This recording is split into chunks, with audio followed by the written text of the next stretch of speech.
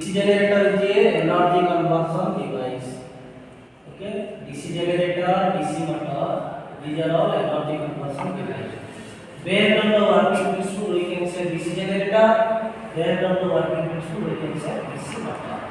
What is DC generator? If mechanical energy converted to electrical energy, that is DC generator. If electrical energy converted to mechanical energy, that is DC motor. Same machine can act as generator as well. Same machine, same construction can act as motor or generator. Okay. Now you see construction means now come to the construction.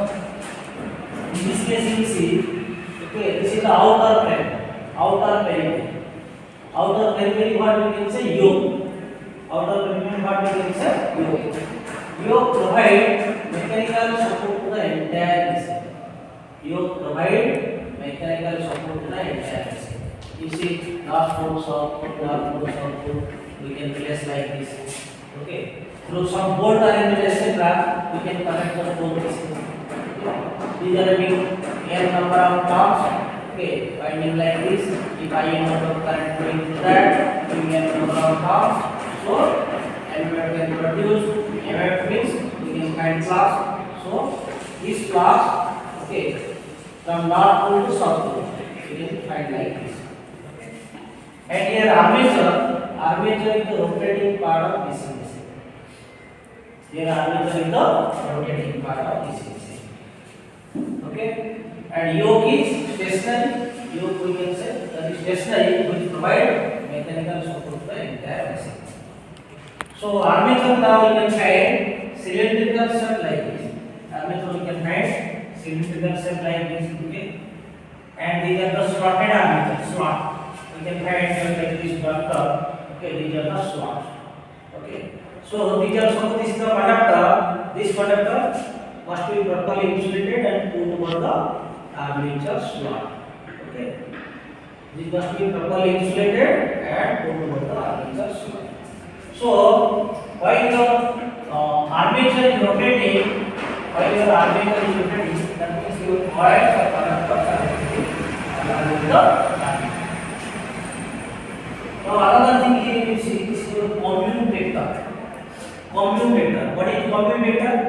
Commutator is made up of dropped copper segment must be insulated from each other by mica insulation. Because here you see in comparison to your armature and commutator, here you see this is the bigger one, but this is the smaller one. So all winding will connect here. If you will connect all winding here, so there will be chance of the short circuit. Okay. To avoid that, we are using mica insulation in between the conductor. And this commutator is always fixed to the armature. Commutator is always fixed to the armature. So what is the role of brass here? This is brass. And brass here means this is made of copper. And function of brass here is just to collect current from commutator, that means indirectly from the armature.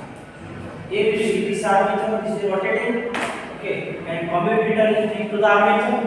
So carbon brushes are placed in the brass holder. So just the collection of current. This is rotating, but brass holders are not rotating. Just to collect current from your commutator, that is indirectly from the armature conductor. Clear all of you? Now you see other name of commutator also is a split plate. Okay. So these are the different parts of this machine. Okay. And coils. Okay. Armature windings, armature coils. Okay. We have to take two types of winding. One is a lap winding, another is wave winding. Lap winding means what? Number of parallel paths equals to number of pole windings. Okay. But in case of wave winding, number of parallel paths only 3. For lap winding, number of parallel paths equals to number of poles. For wave winding, number of parallel paths only 3. Okay. So whenever we require low voltage high current machine, we have to use lap winding. Okay. And whenever we require high voltage low current machine, we have to prefer wave mounted armature. Okay. Accordingly, we have to, as per our requirement, accordingly we have to design the DC machine. Okay. So now come to how to find the EMF equation. We have already known that EMF equation is given by E500 by 60. Okay. EMF induced. How EMF is induced? EMF rotation in case of generator, that is which is P500 by 60. Okay. EMF rotation in case of generator, that is equals to P500 by 60. And EMF rotation in case of motor, that we can say EP, which is also P500 by 60. In case of generator, EMF rotation is G, but in case of motor, EMF rotation is G. But both are having same P500 by 60. What is P here? P is the number of poles. Okay. So always even number of poles must be there. And not pole is also must be there. Okay. So P here is the number of poles, and phi is the flux per pole, and L is the speed in the RPM per speed, that is rotating revolving per minute, and Z is the total number of armature conductors. Here you see these are the conductors. In this square you can say these are the conductors. Okay. So Z is the total number of armature conductors, and A is the number of armature. Okay. For lap mounted machine, that is number of armature equal to number of volts, or wave mounted machine, number of armature equal to. Okay. So same machine can act as generator as well as motor. Okay. Suppose we can find, you can consider about your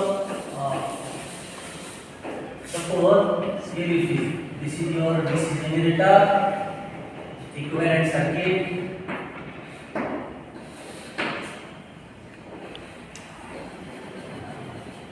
These are your field winding. This is considered a DC short generator. Okay. So EMF generated here. These are your buses.